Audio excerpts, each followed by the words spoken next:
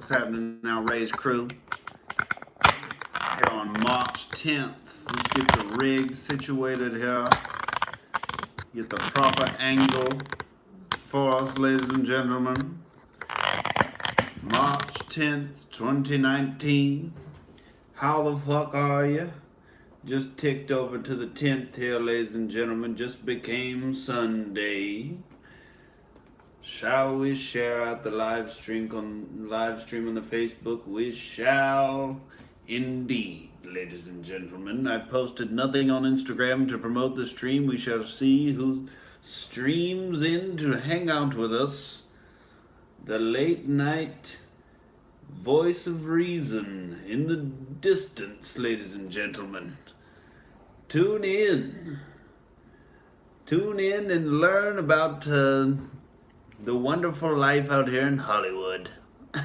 Riding around doing Postmates for hours every day so that no one tries to take your roof away from you. My roof is still in my possession, ladies and gentlemen. It has not been taken from me. My rent check has cleared. I'll pause for applause. Oh. That's why it feels weird. Daylight savings ended. Today felt like a weird day. I don't know what it is. The comedy show was weird as hell tonight. There was this, weird self-hating energy in the room, and the room was filled with cigarette smokers. And one of the opening bits I was talking about was, "Oh, what up, clean talking?" I was talking about this motherfucker I saw in a Prius today who was thinking he was cool as shit just smoking a cigarette at a stoplight, and he was just Clint Eastwood as a motherfucker, dude. Just puffing that cigarette, just looking cool and clean as fuck, and just, and I was like, oh, he really cares about protecting the environment with his Prius, but not so much his own internal organs. Those can be sacrificed there, and he's sacrificing himself for the climate, everybody, because if you really care about the climate, you will slowly commit suicide by a known toxin there, ladies and gentlemen. I'd prefer to commit extra slow motion suicide with tasty, relaxing toxin called alcohol. But I limit the exposure to it, and I do the pure nicotine. I don't do the bullshit tobacco situation there, because it would just be a slap in the face to Bill Hicks's ghost if I smoked actual cigarettes, and I refuse to do that shit. What up, AJ?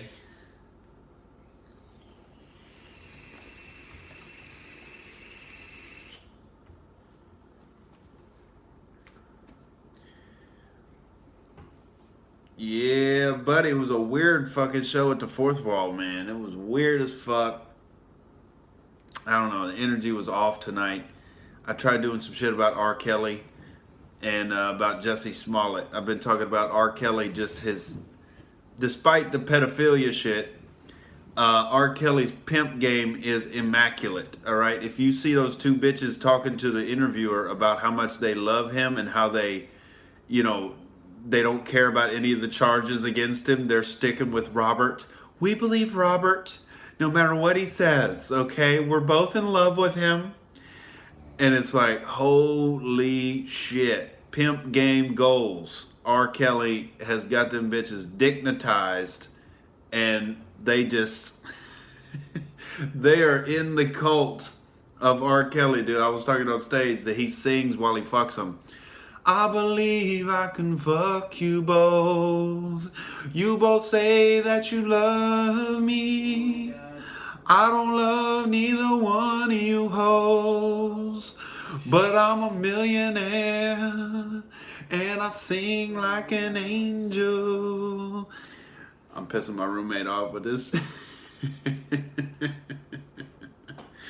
Dude, that's the power of that, that remix to Ignition, son.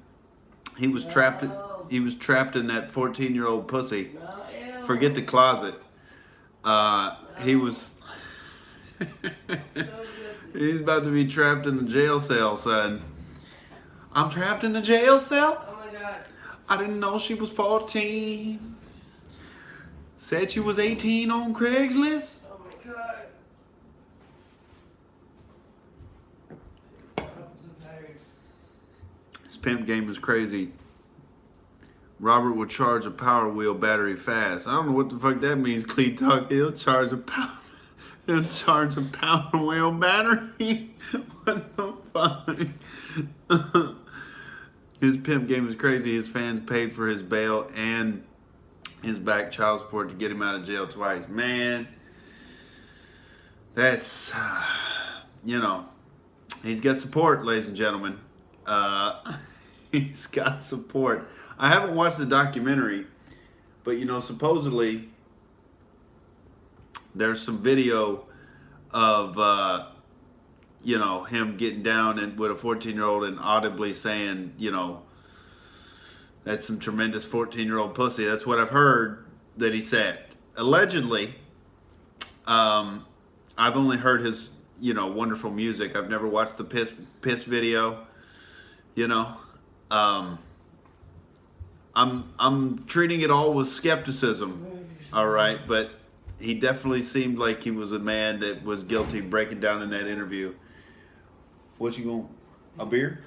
Yeah. Go ahead, get you a beer. I ate that entire chocolate bar. You are shouting so loud, like so loud. You woke me up, like so loud. Clean talking, how dare you? That's my lovely roommate. I love you so much. I'm just like, baby. This is me sleeping. I wake up, hi, what's up? Like, I'm like, fucking, I love baby. God. No, roommate has no hair. Hairless roommate there. I don't have cancer either. She does not have cancer. She's an empowered, bald, black woman. All right, and we're with the diversity agenda here on Outrage TV. All right, bald women power. God damn it. All right, bald is beautiful. It is. Clean Talking says he thought that was Tupac's mama. Oh my, thank you. But thank you. At least she's not the gay Tupac like Jesse Smollett. I'm out here on my grinder. My grinder app, I'm getting some ass play. 2 a.m. Then I'm going to Subway. Machiavelli. I'm gonna go lift some weights with my Nigerians. No, You can't see me with no pussy. I'm on this D, baby.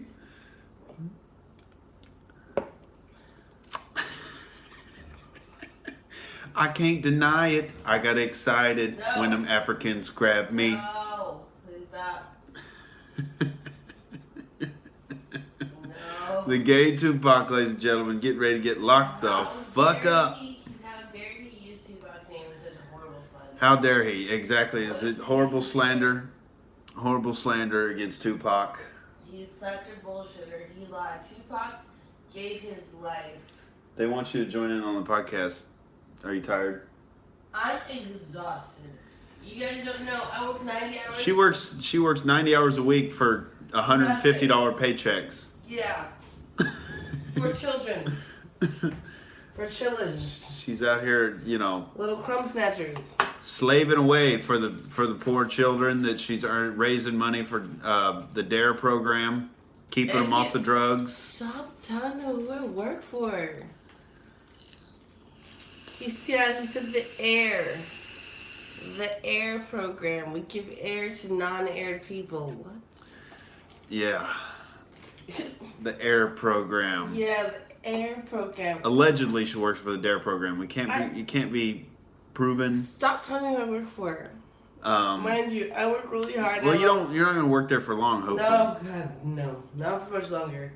Yeah, it's. But it's not because of the actual program itself. It's a great program. It's because I make. It's a slave driving organization. No, it's shut the fuck up. Do not say that. Stop. That's not funny and it's not true. That's not true. Fuck everything he just said. Seriously, you can't say that. Don't say that. It's just, it's not right for me right now. Stop saying it. I work for the second biggest nonprofit in the world. Don't slander them. They're awesome. They help kids prevent suicide, bullying, and drug use. Shh. Yes, it's very wonderful. The pay, not so wonderful. But we do still have the roof. Nobody has tried to take the roof. All right, the rent. It's not on fire either. The rent check cleared, ladies and gentlemen. Yes. And she gave me a delicious chocolate bar, which it was. He ate all of it. It was a massive chocolate bar, and it's a workout day today, and I put that motherfucker down, dude. I've already had a full Little Caesars pizza today. I've had a full pint of sea salt and caramel ice cream. I've had a bunch of protein bars and a big fat chocolate bar and some beers. Yeah, but you know, like the Willy Wonka fat chocolate bars? I'm not even joking. This shit was thick as fuck. Like, thick. I love Wonka bars. Yeah. You like Wonka bars? I do. Of course. Am I black? Well, Vanessa, this is what you can do when you work out before your carbs. It's my master plan, and as you can see, no dents. No dents. If you got a little bit lower, there's something thick. How dare you? How dare you talk lies about a place where I work? But it's not a lie. He's called thick. I've probably eaten 300 grams of sugar today, and diabetes much? And, you know, I do it once every 3 days. I go to the gym and work out, and then I refuel the muscles with the carbohydrates, baby. That's how you rock it out. Balance. Life is about balance, ladies and gentlemen. Is that how you keep a thick penis, too? I'm just saying. I don't know. Maybe a thing. Boys. You don't like chocolate? Oh, what my God. So you don't like happiness? Nice. What's up, Eric Cookie? We got another person of color there. So he introduced himself as a person of color. Hello there, person of color. Well, as a person of color, I feel a certain way. And you know what? Sometimes we get color dots. Color dots. Would anyone like to share their colored thoughts with us? With the group here. As a fucking straight white male. As a dick-sucking American. None of my thoughts matter. All right. No, they matter. All the fucks matter, especially when you're. What up, 1,000 Yard? I saw you commenting on that stand-up video there. I appreciate y'all liking them and sharing them out and shit. I'm trying to, share some of the laughs that we enjoy every night at the fourth wall. Contain yourself, woman. I don't like waking up with you guys. Shut up, please. I am coughing. How dare you? How fucking dare you? Piece of shit. Put your head underwater and cough underwater. I hope you stop talking to me right now, please. Waterboard yourself as a punishment. As a punishment, suck your own dick. Yeah. Suck your own penis. AJ, you have the floor now to share your white thoughts. It's a very brief window you have to share your white thoughts because so brief. Your main task as a white person is to shut the fuck up. Oh my God, stop it. And let minorities speak their truth. All right? You have to let the minorities speak their truth. You have to let, as a person of color, their thoughts matter more. Time's up on your white thoughts. And if you're a person of color with fat ass, you matter the most. Fat asses matter. Fat asses always matter. I saw a chick at the gym today. God damn, she was wearing some purple camo, and she was a black chick with white or with like platinum blonde dyed hair and shit. She was stunting at the gym, boy. I was like, God damn. She was doing that squat routine and everything, man. It's always awkward trying to approach girls at the gym. Everybody's got headphones in. Everybody's all sweaty. AJ has been thought raped. Oh no. How does that happen? We put thoughts in his head that he didn't give consent to, and that's how it goes, ladies and gentlemen. Then shut the fuck up, you dumbass. Thought rape. Well, I know you like it, so shut the fuck up. Words are violence. It's 2019. Words are violence, don't you know it? Well, how dare you impose your thoughts on me? It's like my own dick. What the fuck? 1,000 Yards says it's best to approach a woman at the gym. You gotta wait till she's out of the steam room. No. Damn, you go into that high class gym with the steam room, son. I'm starting this Planet Fitness gym membership. I'm rocking it out with just some bare bones weights and shit. They do have massage chairs and whatnot. That's about the extent of it. And that's the best way to do it, because think about it. Females are at the gym to look better, and we usually feel like we look like shit even when we don't. Don't approach a girl at the gym. Just don't. Unless they're just signing up, or maybe when they're just leaving, because we're on our grind to go look better. Just know, like, it's Right, but some girls dress real sexy at the gym. It looks like they're they. not doing it for you. They're doing it for themselves. They feel like they're working out. It's not But about it looks you. like they're trying to show off. It's not about you. It looks like they want somebody to come up to It doesn't them. matter that you impose your own thoughts on what you think they're doing this for. I can tell you from my own experience, my girlfriends. We go to the gym when we look sexy. It's to when we look in the mirror, we feel sexy and why we want to look sexier. It's not about the guy. We're pushing ourselves to work up harder so we can look sexy. There's not a little part of you that wants to get some attention. I don't give a fuck about. I personally don't give a fuck about what everyone else thinks. Because I'm actually better myself. Fuck you, whatever you Vanessa is the resident black woman on the podcast. She says some of them are doing it for the guys. I don't know those people. She wasn't raised like that, okay? Fuck you, asshole. You know that reference is from you, dickbag. Whatever, I love you. Yeah, I think there's a little aspect to that. They want to, feel that you look good, you feel good, you work out good. There's an aspect to that. But then also, you want motherfuckers to notice, all right? When you're wearing your fucking super tight leggings and your low crop top. Okay, well for me. You're wearing your cut off hoodie. Okay, well for me, I don't fuck you guys looking at me. Only when I'm outside the gym. Well, Heaven, you're pure, all right? Your thoughts are pure at the gym, but there's some hoes out there. Let me tell you. Well, there are some hoes, but I'm Heaven. I'm not a hoe. I'm trying to start my own R. Kelly sex cult, and I'm trying to keep the 14-year-olds I out don't of want it. to talk to you anymore. Shut up. You're so ugly. I was telling her earlier, there's only been one situation where I ran into an underage disaster.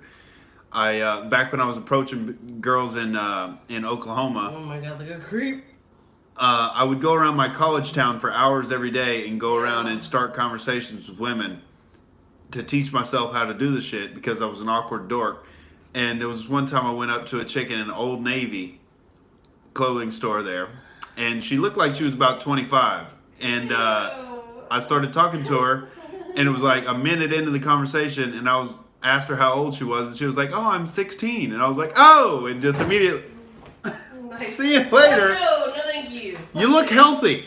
You're very well developed. You seem to be eating well. So, yeah, dude. There was some ups and there was some downs of the going around and trying to pick up women, adventure. And you know the worst part is, now that you grew up and you realize you got a big dick.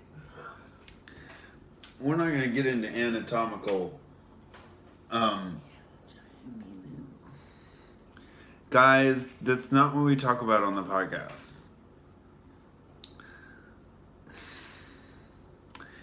Is this your contribution to the philosophical discussions here at Outrage TV? God damn it. We're trying to break down philosophical geopolitics. I'm trying to break down dicks, man. She's trying to break down dicks. God damn it. See, that's evidence number one that you're going to the gym trying to, impress people. Well, that's number one. I just like big dicks, and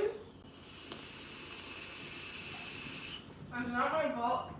AJ lives in a small town where the local prostitute is still a virgin. I'm so sorry. What? She just, fronts as a prostitute. She's the Alex Jones of breaking down dicks. Oh, she's definitely woke. All right. She's definitely woke. When you're so woke, you got to drop another truth bomb about somebody's dick. Can't help yourself. I'm not just saying someone's dick. It's someone's dick that I love. There will be no stream sucking. That's inappropriate. That's not what this channel's for. But afterwards, no, I'm just kidding. Speaks Greek. I don't know. Is Greek even a language? Yes. Greek. Don't say dumb things. Greek people have their own language. Baby, don't say dumb things, please. I love you. Don't do that to yourself. I love you so much. Please don't say dumb things. I love you so much. Please don't do that to me. Eric Cookie says, I hate talking to women. It seems fake. LOL. You mean in public? Well, you just got to make it not fake, Ow. It's fun once you do it. And you're obviously going to... It's just like comedy. Like, that prepared me for stand-up, I think, is because you're going to bomb, like, 90% of the time when you first start doing it. But then it's like just the fun of doing it and taking the risk. That's what's fun about it, is taking the risk of looking like a complete idiot in public in front of a hot girl. Like, that's the whole fun of the situation. And then you learn to find the fun in the attempt and not be, outcome independent, and not be so outcome dependent on a certain outcome of how you feel. Like, that's how you got to feel about anything you do in life. Is like, you're going to fail a lot when you start off, and then you steadily get better as you learn how to do whatever it is the fuck you're trying to learn how to do. You get momentum, and You want one too? yeah, that's why I gave thumbs up. That's for me. I thought you already had one. You did. You want another one? Yeah. Please. Give me another one. Love you. Oh, Vanessa said speaking Greek means a prostitute is open to anal sex. Oh my god, shut the fuck up. You guys are so horrible to prostitutes. Don't shame them. They're people too. Pussy power. What? They're trying to keep that, elasticity in the butthole. Yes. It's very important. I don't want to talk to you. You say dumb things like that, baby. Don't do that to me. It's not fair. Very important, ladies and gentlemen. The elasticity in the butthole area, fucking gross. It definitely sounds bad, Eric Cookie, 90%, but you're going to fail 90% of the time at anything you start off doing. It's called the law of averages. I posted this picture on my Instagram the other day of somebody in a Lamborghini, and their license plate said failure. Hey, and I like that. And it was pretty fucking cool. He's like, Joe Lamborghini gets him a fucking failure. He gets it. And no, it's like failure is an important part of getting the Lamborghini. Because if you didn't have the balls to take the risk and fail, you're never going to achieve, your success. And it's a failure is not a failure. It's you still learn something. You know how not to succeed when you quote unquote fail. Anyone who's something goes through hard times. If you don't, I'm sorry, but when hard times come, if you've gone through nothing your whole life, you're gonna fucking eat major shit. At least you didn't have a little shit's happening throughout your life that you made it through. By the time the big shit comes, you're like, bitch, I've been training for this. Fuck you, I got this. Like I did get banned from Ross Dress for Less in my college town for going around and shopping for pussy. That was a failure, but I did titty fuck some women, and that was... What?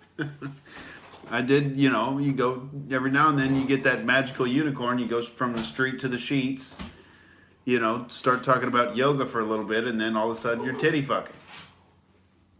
The failure precedes the success. Always. Always.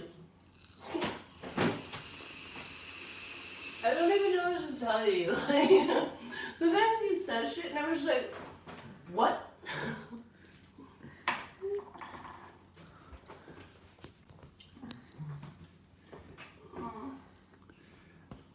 1,000-yard bear stare. Having her on the stream makes me seem a lot like Bill Burr, so I'm getting there. Well, the difference between me and Bill Burr is that. I would type pussy. How dare you? Heaven is not a feminist like Bill Burr's. Really not. I'm sorry. Bill Burr's woman.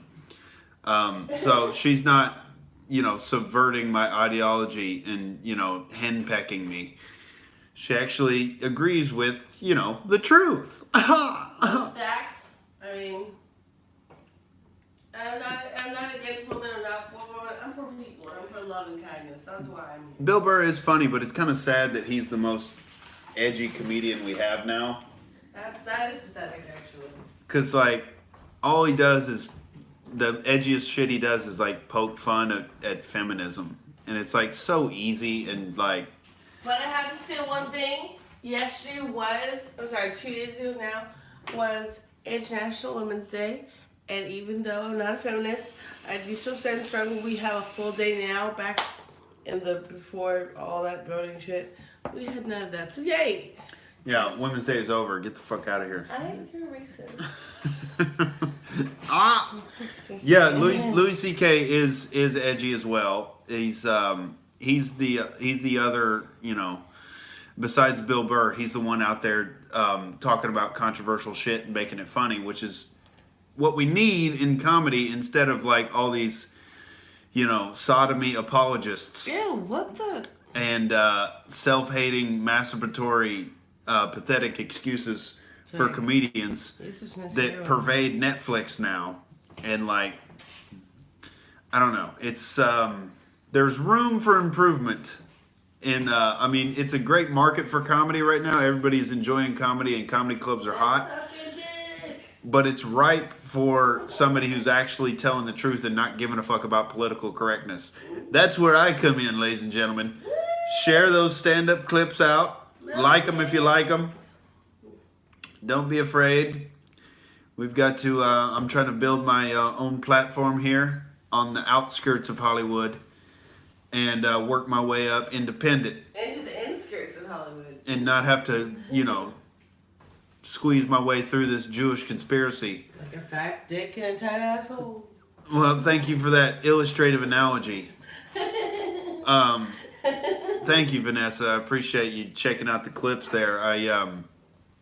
Trying to post it up more and get the word out, ladies and gentlemen, because we're doing good things at the Fourth Wall Comedy Club, and we're making it happen, ladies and gentlemen. I'm trying to get on these bigger and better stages. I'm trying to get that cheddar. I'm trying to get the Lamborghini with, the failure license plate. Don't pretend like you're jerking off. Why would you tell them what I'm doing? It's so dirty. Right on, Vanessa.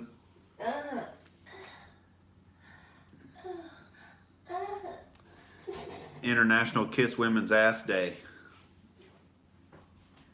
Yeah. Why don't men get a day? Men have every day. No. Shut up.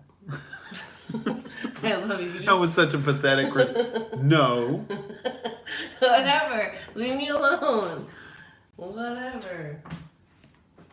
Take your dick to the bank and cash that in. Whatever, weirdo. Whatever, dick man. How dare you? How dare you have a big penis? You're right. Eric Cookie says, me and my friend told a woman Happy Women's Day and she laughed. And at that moment, I knew they didn't even take it that seriously. Yeah. I mean, it's kind of a joke. You can't take one dumbass bitch's response for all of it. Where I work for children, fundraising for them, all women that donate, they really appreciate it because it's real talk though, we kind of came a long way.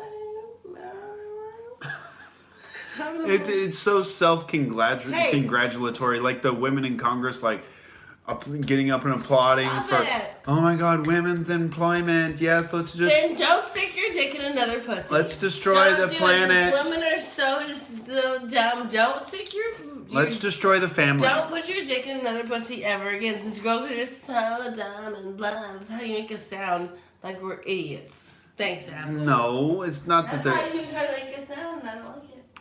Well, it's, you know, the over-the-top... I'm like, you know what? It's the over-the-top Fuck you. celebration of, like... You know what? We're celebrating Where something. like the Captain Marvel movie, No, like... all they're saying is that what we come from to now, just like now, black people have a black history. I'm not saying it's like the end all be all, the best in the world, but for you to make fun of the one day we have, that's kind of hurtful. You got Valentine's Day, too. You got me nothing around that every day, so fuck you. That's beside the point. It's a women's holiday. Again, but you did. I'm saying there's no Men's Day. Wednesday is every other day.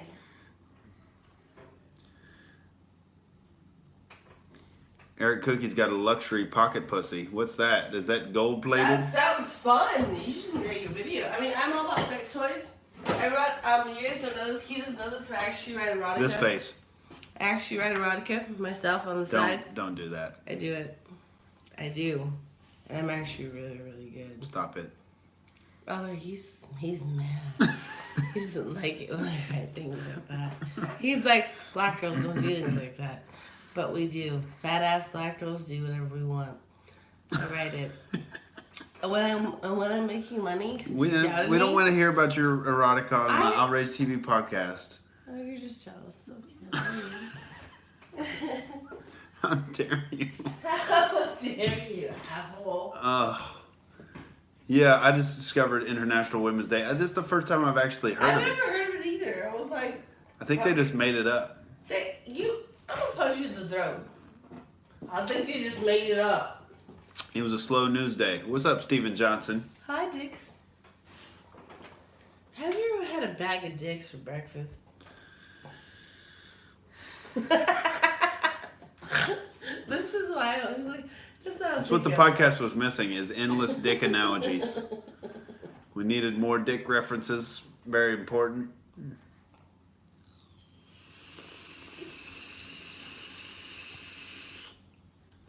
I like taking it though. 1,000-Yard Bear Stare used to work in a hospital. Does it like to eat pussy? That's the first question that popped in her mind. Have you ever eaten a bag of dicks for breakfast, and do you like to eat pussy? See, she's a hit at parties, everybody. She's available for children's events. Whatever. You're mean. You got a fat ass. You can't help it. Kids, have you ever eaten a bag of dicks for breakfast? We haven't had sex ed yet. Okay, abstinence. Okay. Okay, abstinence, quote unquote bullshit. Just don't do it. Do what? Have come out all the time and ride dick like a sailor? Like, I don't feel like that's right. Are sailors notorious for riding dicks? The sailors I know. Noted to keep my distance from sailors. They like to ride dick so good. But hey, girls, ladies, if you don't ride dick, you should, because you're in full good. It's like a joystick, but better if you come. I remember when we first had sex ed, and it was like 7th grade, and they were like talking to us about abstinence, and we were just laughing. Like, yeah, we're just entering, puberty prime, and there's all these like budding titties and tight pants around us. So we're like, yeah, that's gonna be how this is gonna go. That's the path there. Just pretend like it doesn't exist. Like, just don't do it. You see, your hormones ones who fuck that pussy so hard, but you ignore it. That's Oklahoma, baby. I didn't wait till I was 17. You gotta believe in Jesus instead. No, I waited till I was 17, but the reason is because ladies, boys are the same no matter what age you are, except their dicks are bigger and they're older. But other than that, just wait. Like, honestly, once you get your flower weight, I love to fuck. If I could fuck every single day, I would. But sometimes some people don't like to do that, so. Are you smutting up the podcast here? I am. You're smutting. Smutting the I podcast. hope you fuck yourself in the asshole with your big dick. This is recorded on the internet. Eric Cookie says, "Pussy makes me weak. I swear I can turn it down though. Maybe I think." He just had a little adventure there. Adventure in his own comment. I told her yesterday that I loved her. What the fuck was that? What you just said? What? I think I can turn pussy down. I think I can. Maybe not. That's what you just told me. Like I told her yesterday that I loved her. What? Sadiq thinks I should remove my mustache and look like a Muslim. No, you look so handsome. Look like Muslim Abraham Lincoln. Look at him. He's my handsome baby. Look at him. Look at him. He's beautiful.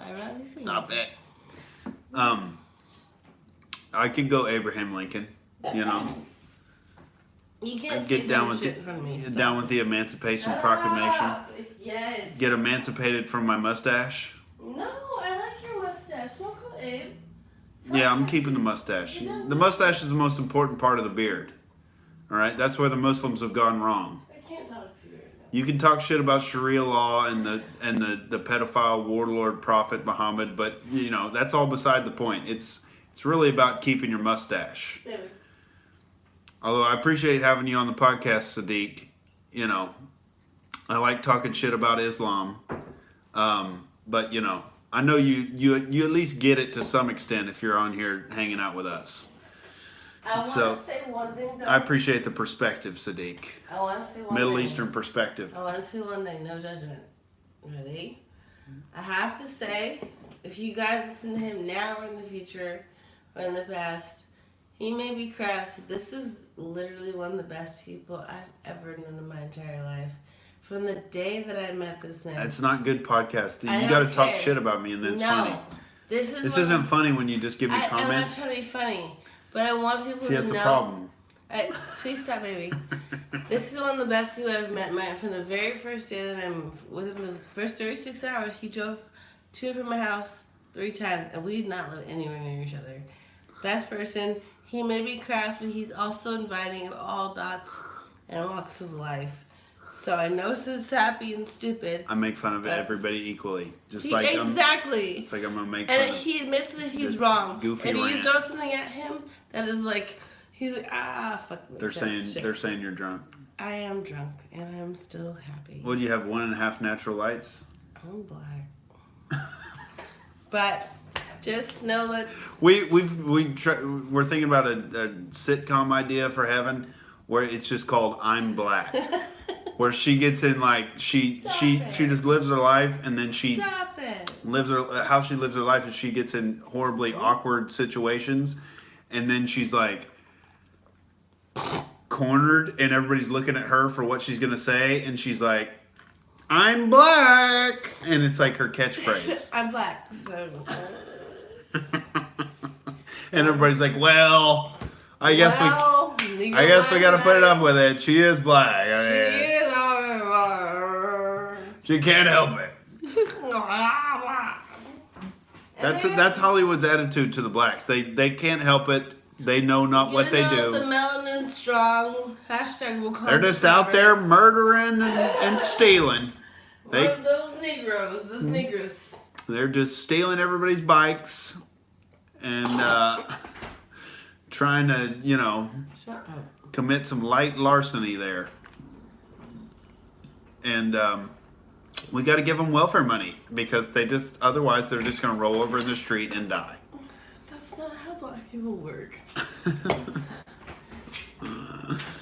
I mean, we know we just had 8 years of a black president, and The Rock and Kevin Hart are the biggest movie stars on the planet.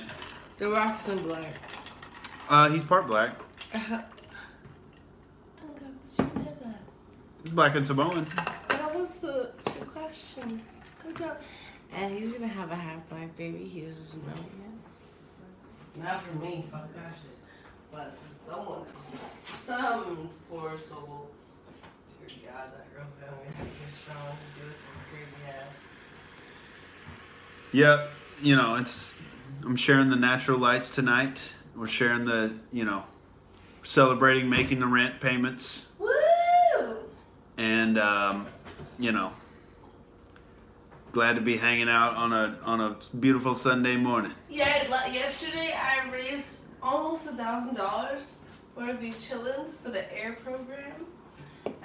We prevented a lot more suicide, we prevented a lot more bullying, and we prevented a lot more drug use for these babies. Because they're the future. A lot of you kids are killing yourself. So, I mean, well, you don't kill yourself, but I'll walk away. Everyone's having a lunch day. Can I have one more? Go sleepy. Go sleepy. That's what I heard you say. That sounded weird. AJ's more black than Elizabeth Warren. I'm more black than my pink pussy. What do you mean, Ann? Elizabeth Warren is I know who that is. yeah. I'm black. I have 2 college degrees. What do you do? She's thugged out, you know. She's a she's a lovely minority. That doesn't seem to be treating you well. Hey, stop it. So yeah, I was talking to this black comic that I know pretty well. There's a podcast on here with him that I did. His name is Devontae Green, and he's a funny dude. But he was talking to me about he went on that Kill Tony podcast at the Comedy Store where they go up there and do a minute of material if they get picked out of the lottery, and then they basically get roasted by Tony Hinchcliffe and a bunch of other comics.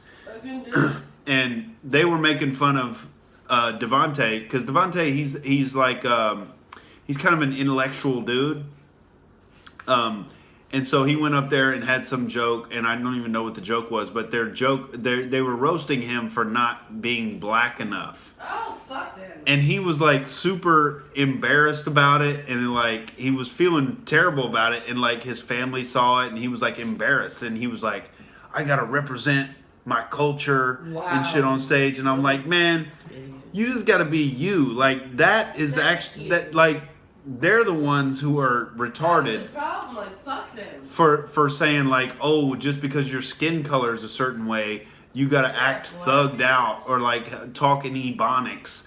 Like that makes no fucking sense. You just gotta be you and be honest on stage. And like, he's like, yeah, but you don't understand the black community. There's like an expectation that you gotta be a certain level of black, and like, yeah. Ebonics doesn't make you black. That's where you nationally were placed. I'm whitewashed not because I'm white, because I grew up in fucking Burbank, California, before I speak, and I have 2 college degrees, so fuck you. Like, no. For him to be so, no. Yeah. You also want to act black. Act as black as the people that stood up against Rosa Parks, who stood up against that shit, who did the smartly. Act the person who made the street light, a black person. Act intelligent. If you're really going to be all black, remember the ones that made these inventions and did these 2 things. Tuskegee Airmen gave their lives. Are you fucking kidding me? Black is not just acting stupid and being drunk. Black is power, so fuck you. Yeah, it's like a tired joke that they tried to roast him on. And I'm like, you should have called them out for being racist. Like, oh, I've got to be an idiot to be black.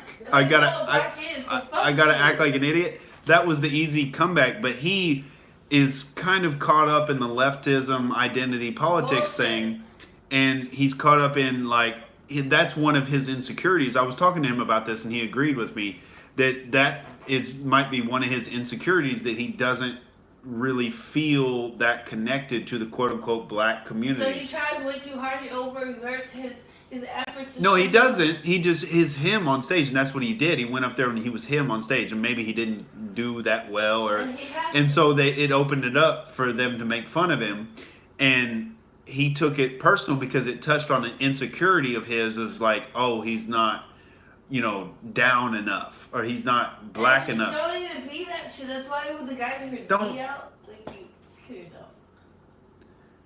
What, you smoking that inside? Heaven is definitely being black enough right now. She's super ratcheting it up. She's smoking a cigar in the apartment. She is super ratchet. I'm not. I thought you were whitewashed, woman. That's not my fault. Some people say dumb as shit. Like, why? God damn it. Don't damn The white community condemns you. My fault is what, so fuck you, asshole. You've got to represent your community.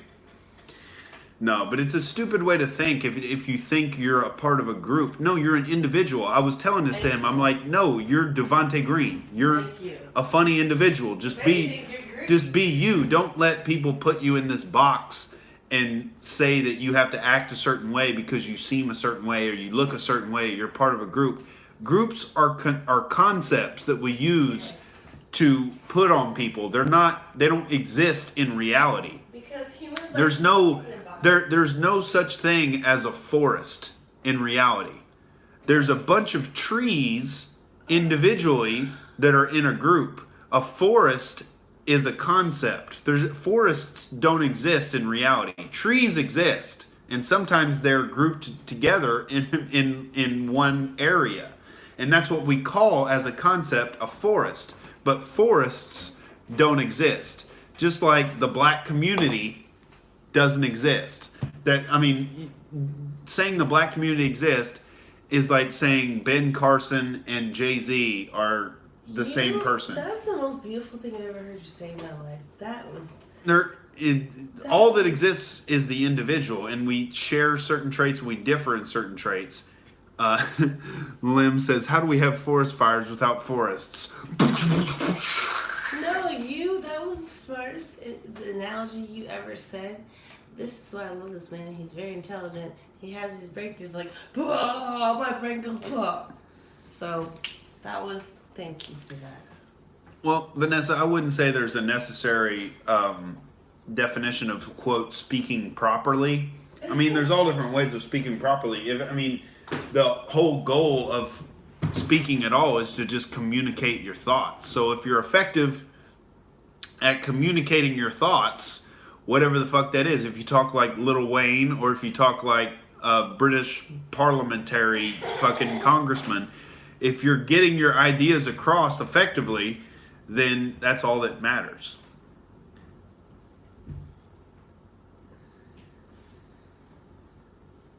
Vanessa said, I had a black guy tell me in college that he likes me, but if I didn't talk so proper, a lot more black guys would like me too. If you didn't talk so proper. Oh Lord. Yeah, it's weird. That's a certain aspect in the black community of it. Like, I say it as a conceptual device. There's no such thing as the black community, but it's a concept. There's an aspect of a certain type of black person that thinks that way. Of if you like speak with proper English, then you're whitewashed, or if you try to educate yourself, you're somehow an Uncle Tom and you're participating in the white, oppressor class, and like you're selling out. It's a very self-destructive way of thinking that leads to nothing good, ladies and gentlemen. So I was just breaking that. I thought I'd bring that up because that was an interesting little conversation I had with Devontae.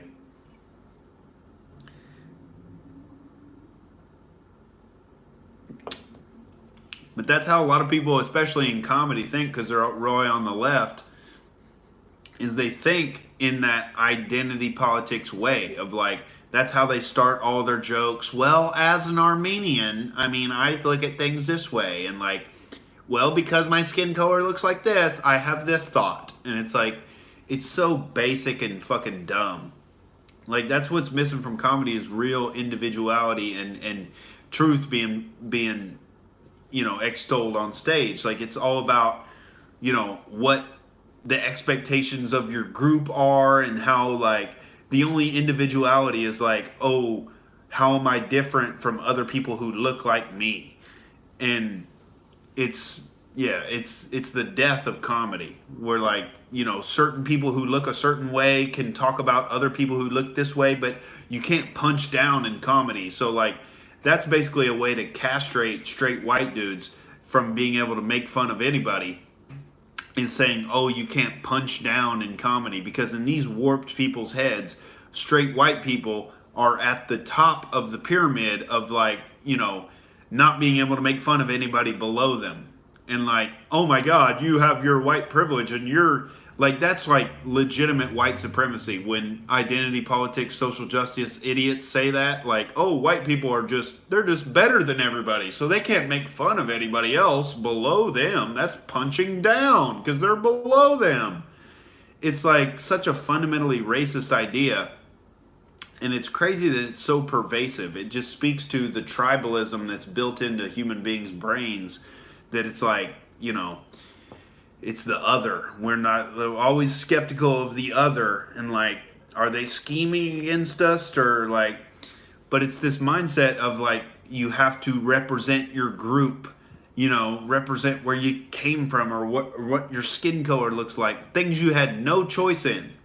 Genetic rolls of the dice, and now you're like in this box where you have to live up to some standards that are set by some person that was established before you were even born. Like, it doesn't make any sense. Just be a fucking individual and try to get to the truth, and then everybody's perspectives contribute to a whole that we can all draw from. But if it's all just fragmented and subjective, then nobody ever learns anything about anybody else, and we can't get closer. We can't like build bonds across groups because like, oh, that's racist, and like everybody gets called racist for making fun of different groups. And so you never get that bonding of ball busting, and like how guys, that's the feminization of the culture, is like, that's been lost, except for like certain aspects in New York comedy and certain aspects in really high end edgy dudes like Bill Burr and Louis C.K.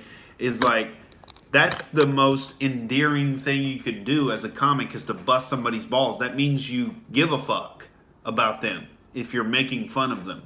And so it's a way to build bonds between people who, would otherwise.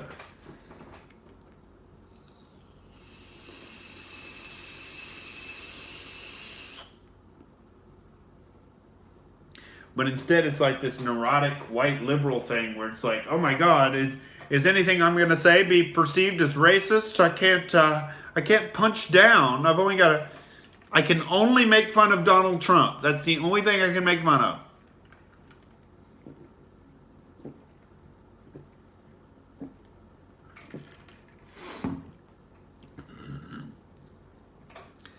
But I really think that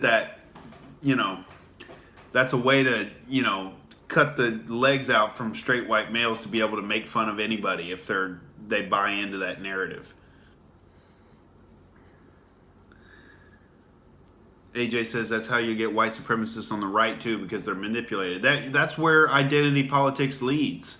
It's like, if you're going to play the identity politics game, you're going to stoke up the idiots on the idiot white people to be like, oh, white people are better. How about that? And then it's just this back and forth nonsense that never ends, which benefits the people in power, especially on the left, because they benefit from racial tension, because that's the main thing they use to get their political power.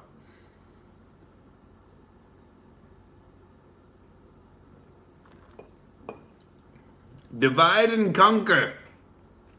Ladies and gentlemen, it's all so sinister, isn't it? Oh yeah, Pryor, Carlin, etc. probably wouldn't be happy with the state of comedy. Yeah, you could see toward the end of Carlin's life, he was getting really like bitter and resentful toward humanity in general.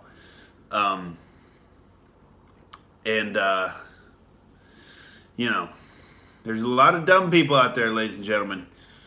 But the left wing is so clumsy and ham-fisted with executing their narrative. They continuously step on the rake that slams himself in the face over and over, trying to force shit to happen, like the Covington Catholic kids and the Jussie Smollett thing, and like overplaying their hand constantly, like trashing Trump at every end, and people are just fed up with it. Even dumb people are getting it now. Everybody's getting it.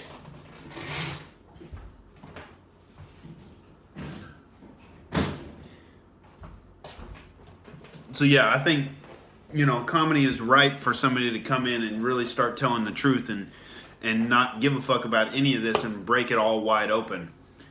And yeah, Trump had to come before the before the comedians could come after him and attack this bullshit ideology, because he had to go and attack it and be the spearhead politically, because the political happening had to unfold, and then after that comes the satire, after the truth and the realization that the left is on this maniacal identity politics, race to the bottom, communistic, collectivist bullshit. It's being revealed that there's all this corruption and the left is at the heart of it, and the fake right-wing Republicans too, that are bought off by the big corporations and whatnot. I mean, people are being woken up to that, and as they are, they're going to be more open to satire and comedy, based on making fun of that.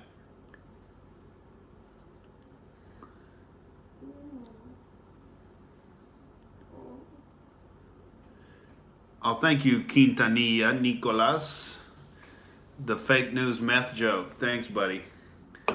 Yeah, dude, that's what's happening. All these news anchors have a hefty amount of methamphetamine in their assholes. And that's why, they're all hyped up. And, they think a climate disaster is coming. They think Russia has conquered the United States. And racist cops are out in the street hunting black people. Oh, my God. And it all makes sense once you realize that the news anchors like Don Lemon, they're usually sitting on butt plugs that have been covered in methamphetamine.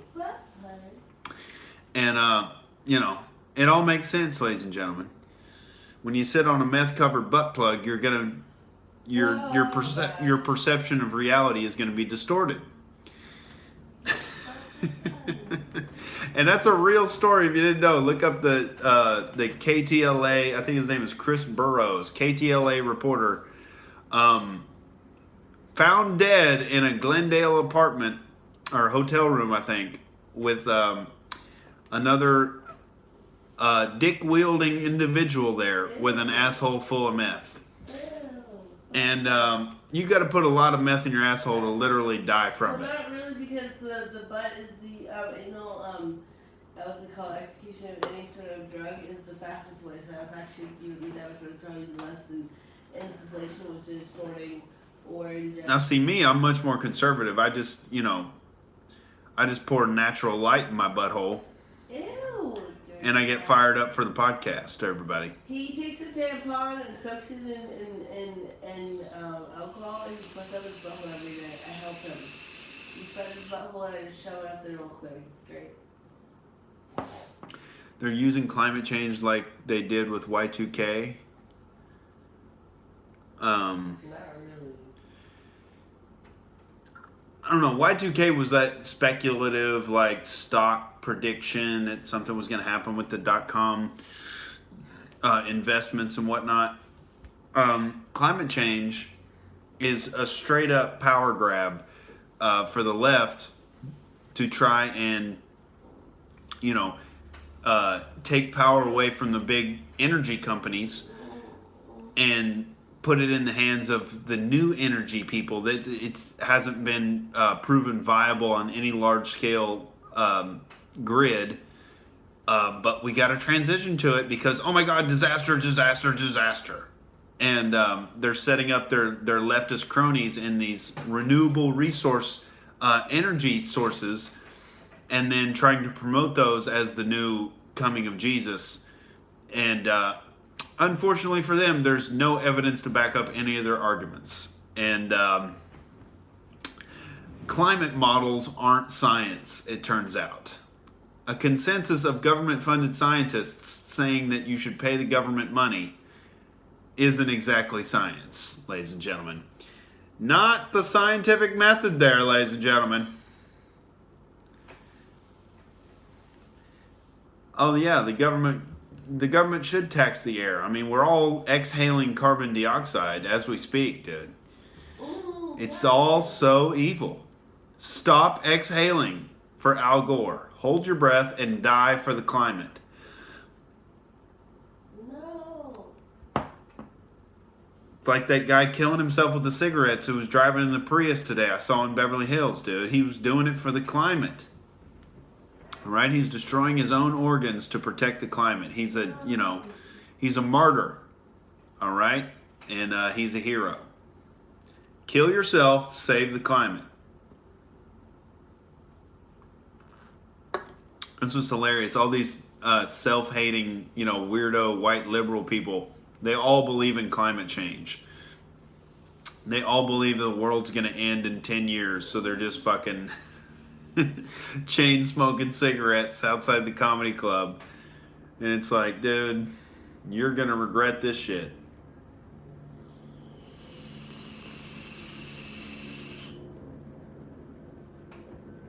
Yeah, Con, exactly. It's anti-human. It's fundamentally anti-human because they don't look at human beings as creative individuals. They look at them as a group of consumers that only consume resources because that's what, they feel like they are. Because they just go around consuming things and it's all materialism and how much can I consume and accumulate and,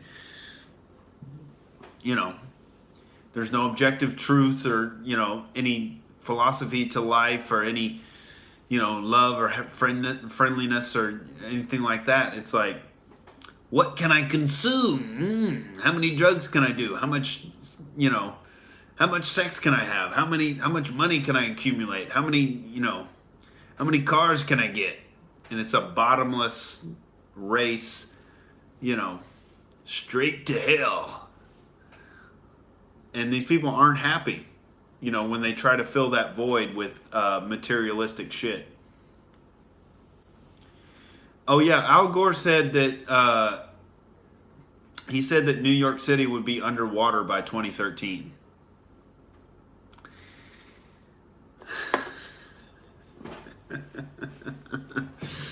And they never go and circle back to their predictions.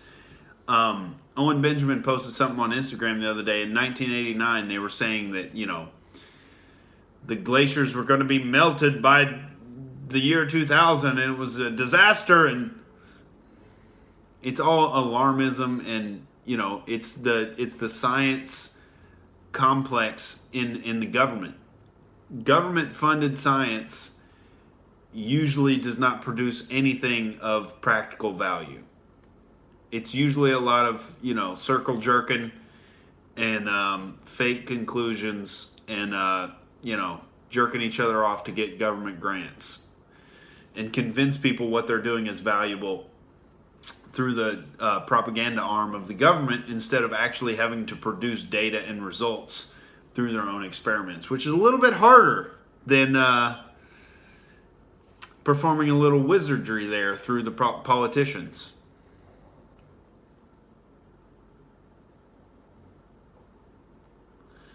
Eric Cookie went to McDonald's. He thinks he's gross. I don't know about that, bro. You gotta enjoy some McDonald's every now and then. What's up, Cushy? He thinks I'm stupid. Please elaborate, sir. Post how you think I'm stupid, and I'll gladly respond to any of your arguments, sir. I'm gonna go take a tinkle and grab one more beer. Please rate the power and force of my flow out of 10, ladies and gentlemen. The Federal Outrage Chancellor is going to present the flow on the podcast. This is the most disrespectful podcast on the planet, and we're proud of it.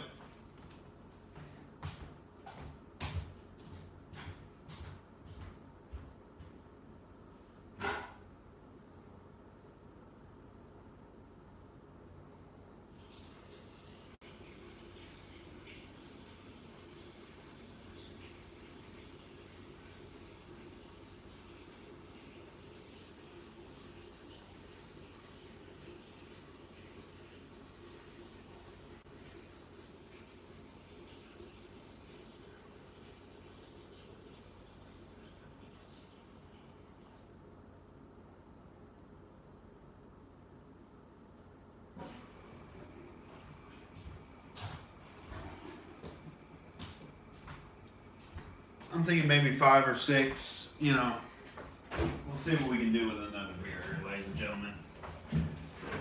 We'll see. We'll see. Thank you, Eric Cookies. 7, I'll take it. I will take it, baby.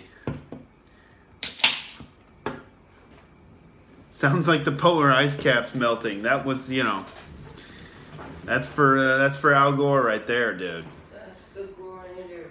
The oceans runneth over with outraged Chancellor urine. Ew.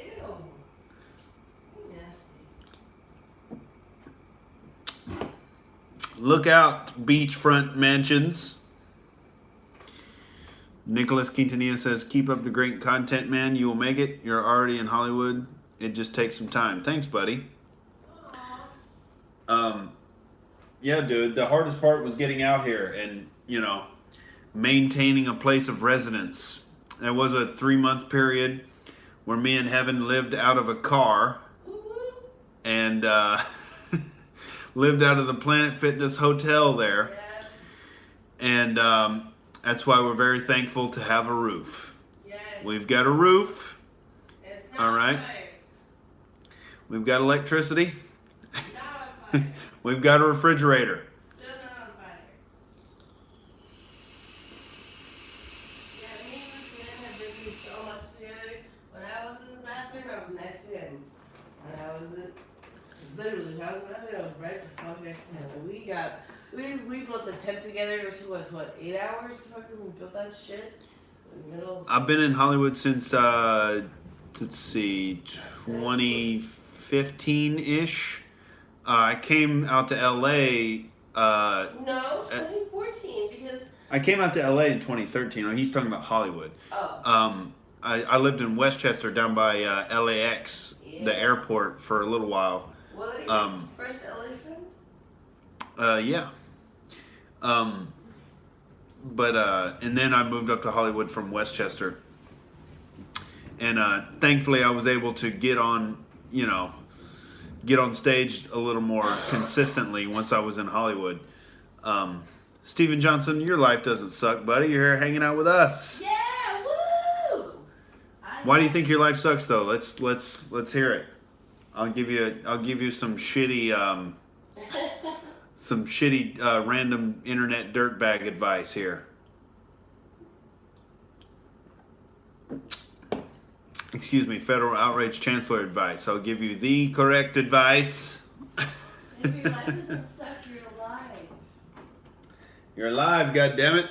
Maybe, that's okay. Talk about your feelings, okay? Whatever you do, don't chop your cock off. And don't die, please. I know it's tempting to try to chop your cock off and Oh my god. and dominate in the NBA, You're so stupid. the WNBA there, but it's not worth it. All right, Joanna Man was a fictional movie. You're so stupid. And I know you feel like you can go in there and cross those hoes up and make them look, pathetic by comparison with your masculinity. But it's, that's going to be short lived. The WNBA is going to come in and, Remove you. make you take estrogen Ew. and make you go post op. Ew. All right, you got to go for the long term solution, Steven Johnson. Pussy power. I would suggest, getting in the gym and getting your diet right. Number one, first and foremost. Your snake sucks. That'll give you a nice little rock solid foundation there. Start feeling better about yourself. Get a little confidence built up. Get a little momentum going. Get you confident that you can discipline yourself and make shit happen in the real world and get some shit accomplished and move forward. That's what I did, because I was pretty fucking lost when I went to engineering school in Oklahoma and realized it wasn't for me after a whole lot of motherfucking weed smoking and self-reflection and depression, not wanting to get out of bed every day and go to class because I hated my fucking life. And then I failed out of engineering, all my engineering classes, part voluntarily, part because I just couldn't be bothered with the shit. Because I was like, is this going to be my fucking everyday existence for the rest of my life? I better engineer a new career path. This is not going to work. And I came home and was living with my parents, so I was depressed as shit. And I just started, working out and experimenting with new diets and shit. And getting a lot of sun, and that's a good base. Get a lot of sun. I don't know if you're black or not, Steven Johnson. That might be, you can still get darker. All right, get out there and get that vitamin D. Get in the gym and eat some good food. All right. And after you go in the gym, you can treat yourself to a goddamn pizza and a donut if you want to. But other than that, be on them scrambled eggs and salad and chicken breasts and burgers. Burgers with no buns, baby. I like buns. I got buns.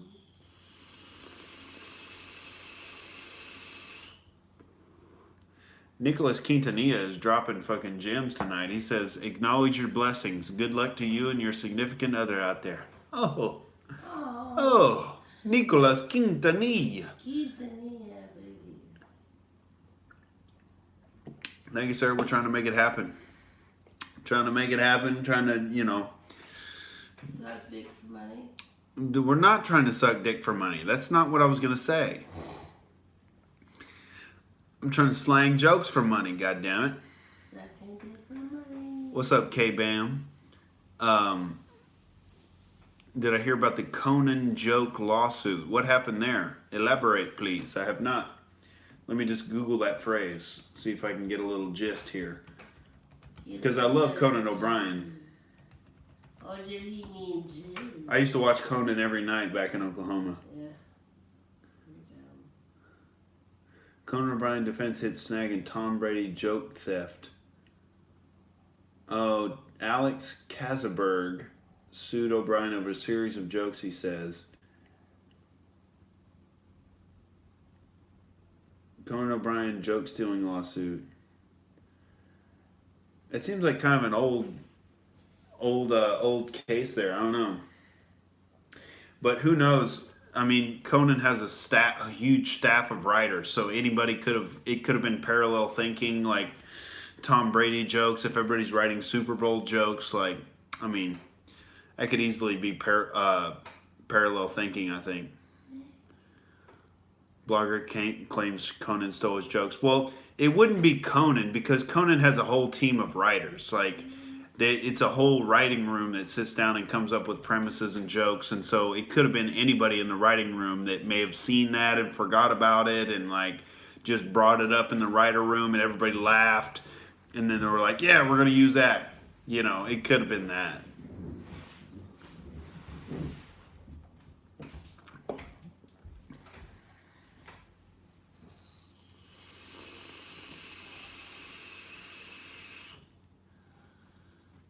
Yes. Hungry. I don't know what the fuck to do about that. You ate some chocolate, didn't you? I can't live off chocolate, babe. I haven't eaten most of the day. You're made of chocolate. I am. Dark chocolate. The best chocolate. Fat ass chocolate. I'm asking, can go swing up a little bit, please? Please. Please.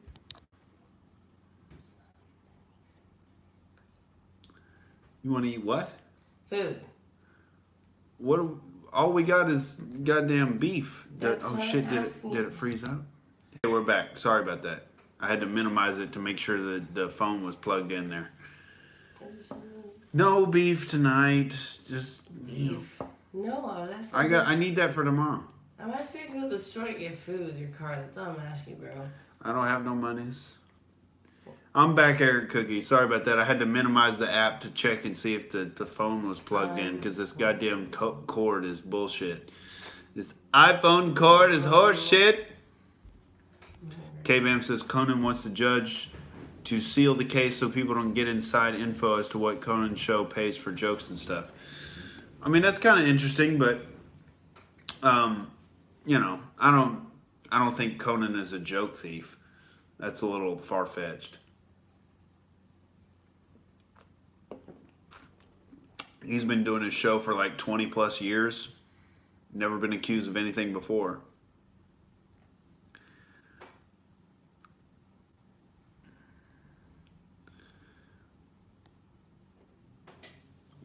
Thousand Yard wishes he could smoke because it makes it easy to kill time and chill out, but makes me feel weird these days. Are you talking about weed or cigarettes, 1,000 Yard? I assume because you said it makes you feel weird, you're talking about weed.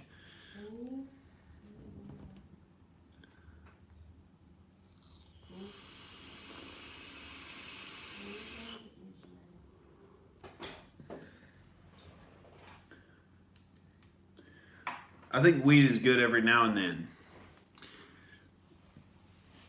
Definitely not every day. It'll put you in a weird alternate reality if you're on that everyday weed situation. You know, you got to come back and reevaluate the lessons you learned from the THC goddesses coming and whispering in your ear.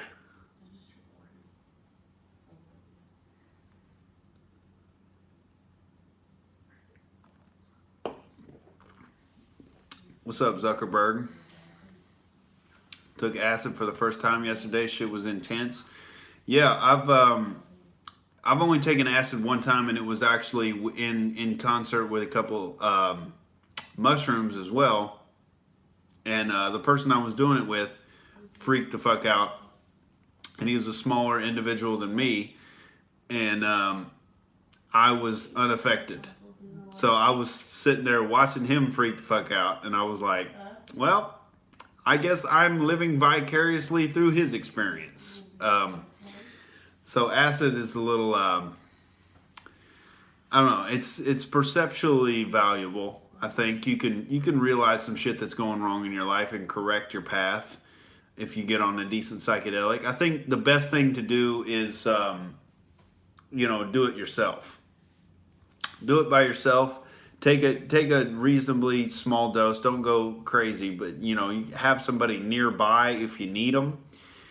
In case you freak the fuck out, have somebody on call that can come and take care of you if you freak the fuck out. But because everybody's brain is different. But I think the most value comes from just being alone with your own thoughts and reevaluating your decisions in your life, because all that shit is going to come up out of your subconscious when you take psychedelics. I think that's what's happening when psychedelics. People think like, oh, you're contacting another dimension and talking to aliens, and it's like, no, I don't think that's what's going on. I think you take the psychedelic into your stomach, and I think it's like activating the neurons that are in your gut. If you didn't know, you have brain cells, basically. You have neurons in your gut, and it's interesting, like that. People say they have a gut feeling about something. They'd have an intuition about something, and like your subconscious brain processes way faster than your conscious brain. And so that's where a lot of your unconscious thoughts float up from. They seem to float out of nowhere. That's what it's coming from, your subconscious. And it's coming from the neurons in your gut. And I think psychedelics supercharge the neurons in your gut. And so all of those latent thoughts and ideas and shit that have been ruminating around. Okay, we're back. Sorry. I had to minimize, make sure we're plugged in.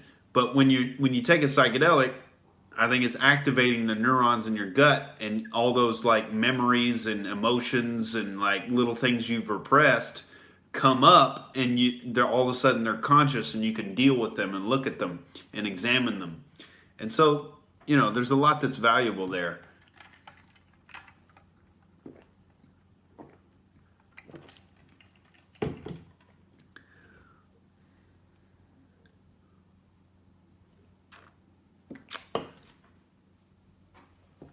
But definitely don't take it to party or take it to like, take it around somebody that you don't know that well. You're going to have a bad fucking time. It's going to be weird.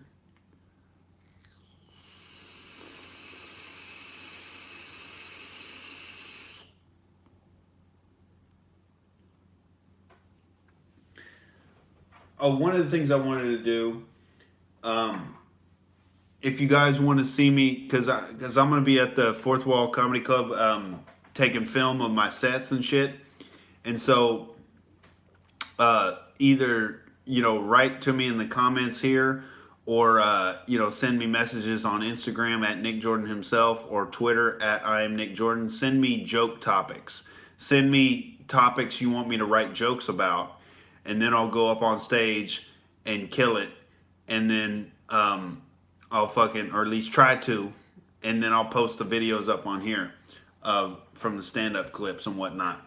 So so throw me some joke topics and I'll write on them, because like the way my brain works is like the biggest task is like narrowing down one thing I want to talk about, because I'm just like so all over the place in my head all day listening to podcasts and all these thoughts floating around, and I'm like, the hardest thing for me is narrowing down to the topic that I want to talk about. So throw out some topics and send them to me on social media and whatnot, and I'll write some jokes for y'all, and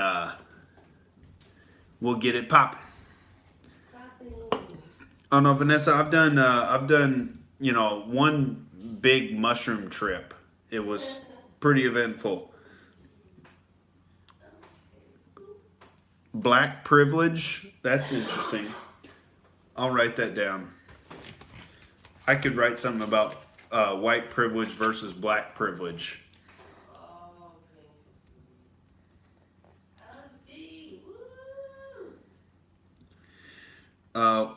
Black people have the privilege to be able to say the word nigga anytime they want. They have the privilege to rap about, pimping their hoes, and nobody calls them out on a Me Too situation.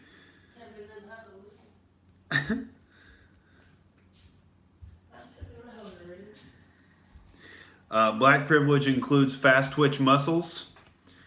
Black privilege includes a high tolerance to marijuana, an above average dick size, above average testosterone levels. These are all black privilege. Eric Cookie says, as a person of color, he can grab pussy. I'm disgusted. Is Trump a person of color because he's orange?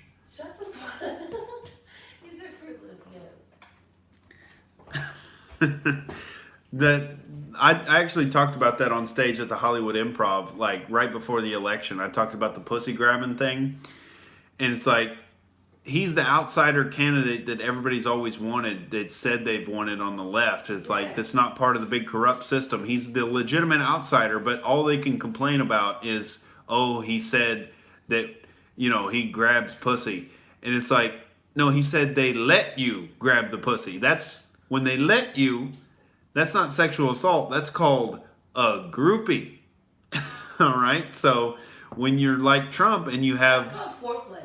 When you're like Trump and you have, big giant buildings that are gold plated with your name on the side of it, and a private jet with your name on the side of it, you kind of have to grab pussy because it's flying at your face 100 miles an hour. Right? You got to grab the pussy to keep it from hitting you in the face, because it's just rushing at you like the Mississippi River.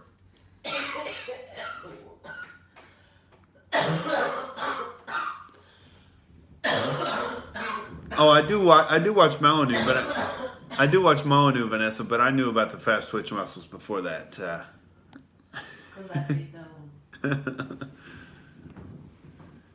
Oh yeah, Jimmy the Greek was one of the first people to get vilified for speaking truth about black people. He said they have different musculature than white people. Yeah, I mean, and Patrice O'Neill went on Fox News and defended him, because there are obviously biological differences between races. We evolved in totally different climates in human history. I mean, black people evolved in climates that were tropical and that valued athleticism a lot more than, the Nordic climates, where it valued planning months in advance and saving up food for the winter so you didn't die in the winter. And build, and like the perceptual things to build a structure to save your life from the the winter. Black people in Africa didn't have to do that. They were just like, let's chase down this deer and get dinner. It's like, real simple. And then we're gonna have a fuck party after that. So it was like, totally different climates produce totally different types of human beings. And Molyneux has said, speaking of Molyneux, it's a really great point. I mean, if you're a doctor and you go by that equality mind state of all the races are the same, you could be treated for malpractice because there's all different kinds of susceptibilities of different races to different types of diseases. Black people are more susceptible to sickle cell anemia. They're more susceptible to diabetes. If you don't know these things, if you don't treat people different based on their genetic makeup, you're just willfully ignorant, which is a synonym for being a leftist. What the fuck? You're so stupid.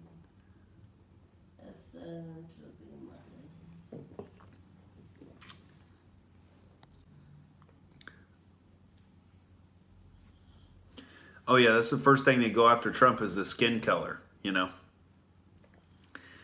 Making fun of his appearance. How brilliant.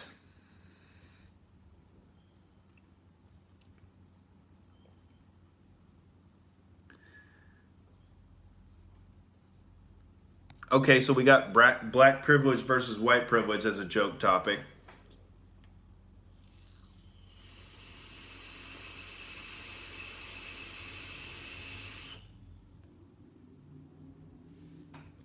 What else we got? What else do you want to see me joking about on stage?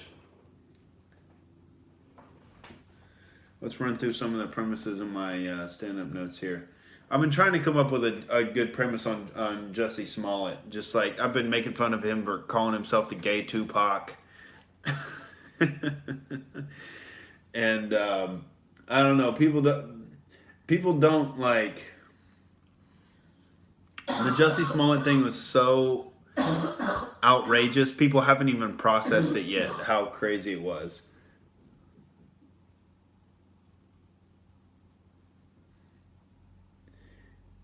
Trans women dominating female sports. Russia collusion.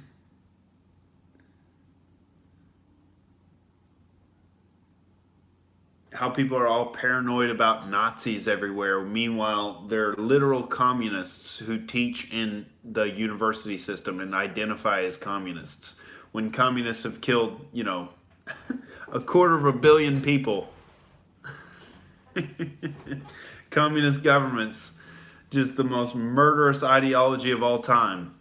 But we've got to be wary about the Nazis out there.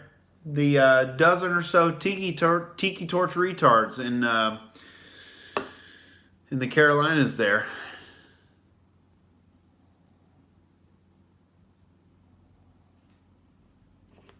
Joke topics? Anybody got joke topics?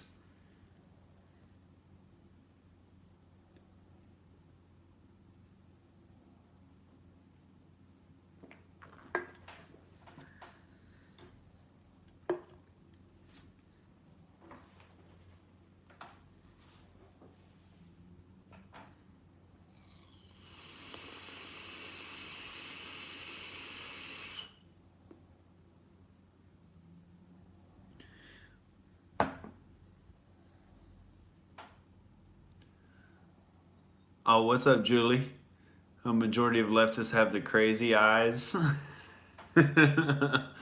Yeah. Okay, so crazy-eyed leftists. What's going on with their eyes?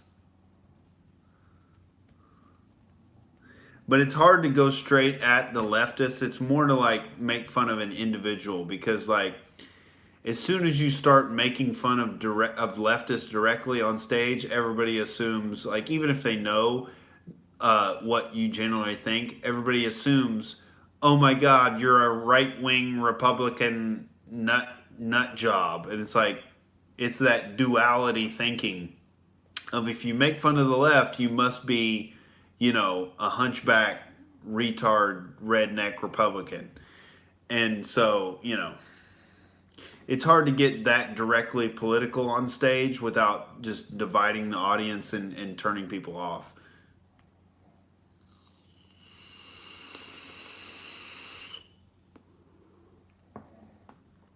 Yeah, people blaming capitalism. Because all capitalism is a voluntary exchange of goods and services for money. Like, oh, it's not natty ice, it's natural light, baby. We're keeping it low carb. We're on that carbonated alcohol water over here, bruh. $9 for a 15 pack.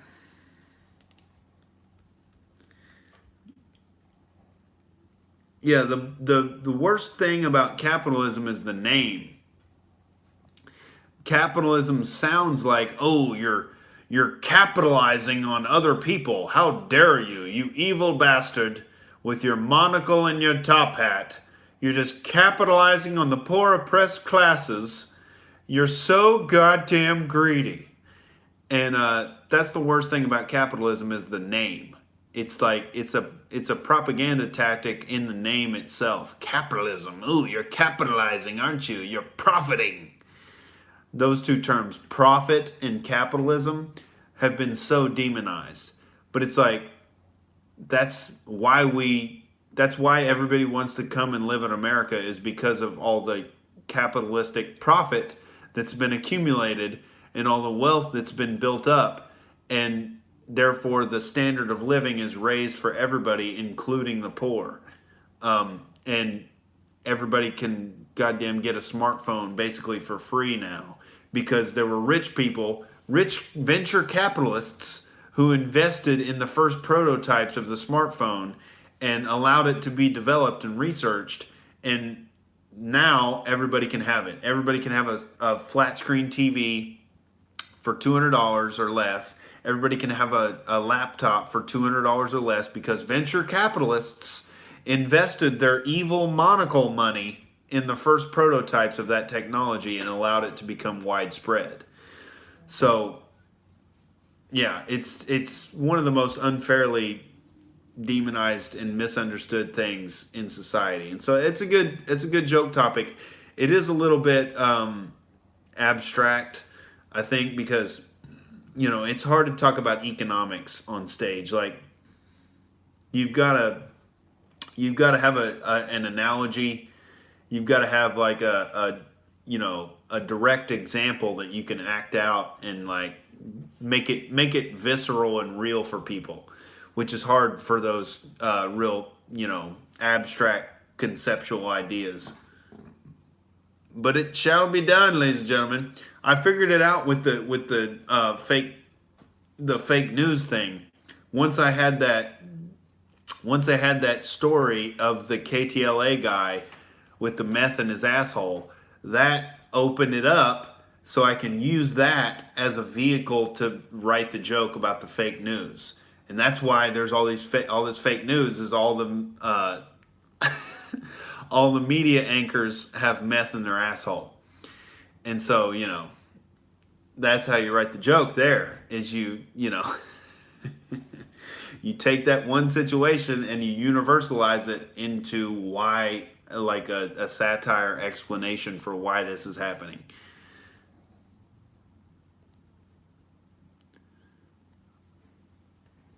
The socialist diet. Oh yeah. People in Venezuela losing 24 pounds, they starve to death. Oh, that's interesting. The socialist diet. All the rage now in Hollywood, the socialist diet. I actually had a joke about that. Oh man, they really hated me. I was in this super leftist room one time. And it was about, they were trying to keep this elephant alive in Venezuela, I think. And they were all concerned about how they feed the elephant. And like, I had this whole like thing of like how socialism creates imaginary food. Like they were having an imaginary picnic and just like,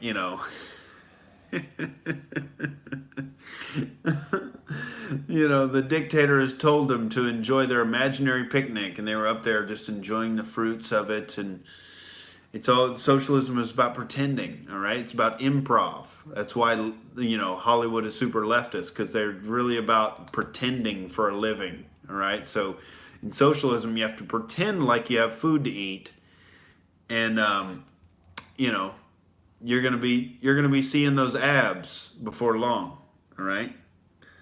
Socialist diet to get abs.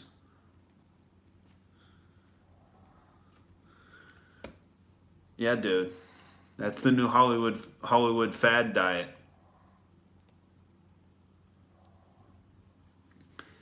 Yeah, dude. People in California love the cleanses and diets. That's a good one to try out.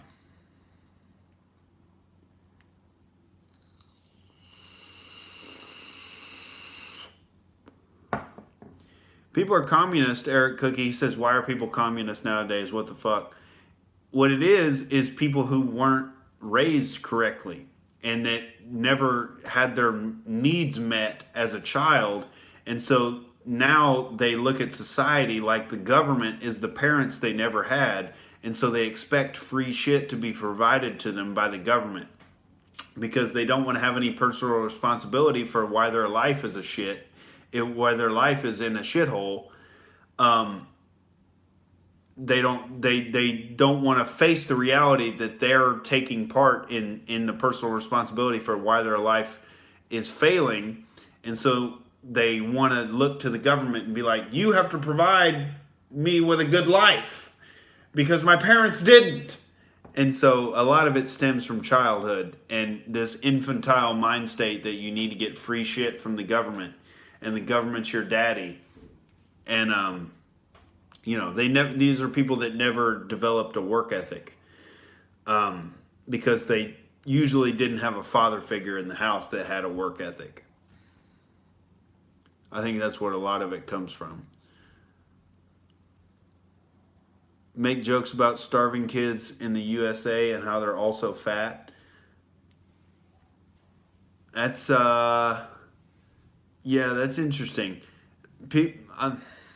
It's hard to make jokes about the homeless in LA because it's like, I don't know, the premise is so beat to death, but it is like there is a difference between, poor people in America and poor people in third world countries. Like, there's a lot of fat homeless people.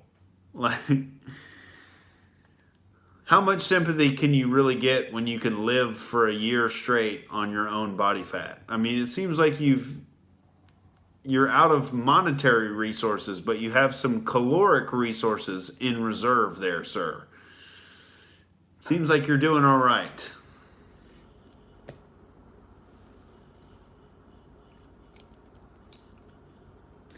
I'll just write fat homeless people.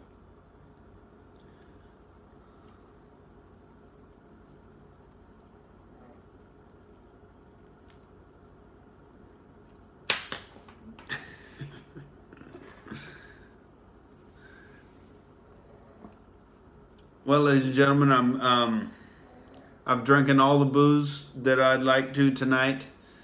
It's going on 1:42 p.m. I think I'll probably wind it down for tonight. But follow me on Instagram if you haven't yet, at Nick Jordan himself.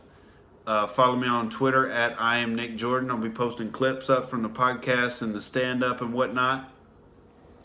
You can listen to the full audio of the podcast on all the podcast apps under Outrage Cast, all one word. And did I say PM? I meant AM, ladies and gentlemen. I'm a little buzzed. So yeah, Outrage Cast, all one word on all the podcast apps and whatnot. And like it if you like it. We're trying to get the crew back together and do some sketches. We got to get Kevin Bennett corralled and wrangled and get him off stage from doing that damn wacky accordion act with his French accent and shit. We got to get him back here to play some Russian gangster and a democratic socialist. We're trying to make it happen, ladies and gentlemen. Push some more delicious content out for you lovely people. We're doing what we can, ladies and gentlemen. Build that platform up independently in Hollywood, baby. We're working around the system. working around the system because, you know, the system doesn't want to push freedom, and God damn it, that's the only thing that matters. So we got to work around the communists, ladies and gentlemen, but I wouldn't have it any other way. I'm certainly not working with them. All right, so we're gonna hop over them like a goddamn obstacle in a fucking hurdle race.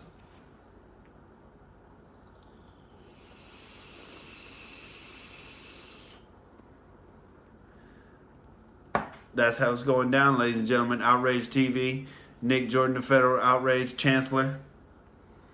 I'll try out some of these premises on stage and probably be posting some new stand-up clips here in the next couple days, some podcast clips and whatnot, and we're gonna get it moving for you, baby.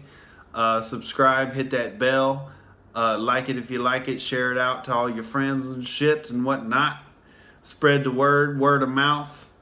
Let people know we're telling the truth here live on the internet. We're not giving a fuck. We're in Hollywood and we're pushing back against the bullshit, ladies and gentlemen. And we're never gonna stop. It just keeps coming. We wish Nick Jordan would stop pointing out our bullshit, but he just won't stop. That's how it is, baby. That's that dragon energy. When you don't jerk off to porn, you got excess dragon energy stored up in your system, and you just got to unload it like a ball of fire on the communists, ladies and gentlemen. That's how it goes. That's how it goes, baby. All right, I love you beautiful people out there. Keep rocking it out. Speak the truth. Be unapologetic. And don't give a fuck about the politically correct police. Eric Cookie, start now. No fap. No fap. Keep it in there. Do some squats and keep it in there, baby. You can do it. All right, I'll catch y'all beautiful bad motherfuckers tomorrow night. Live and full of dragon energy. That's how it's gonna be, baby. So yeah. Thanks for tuning in. Thanks for hanging out. Peace out. Until another time, ladies and gentlemen.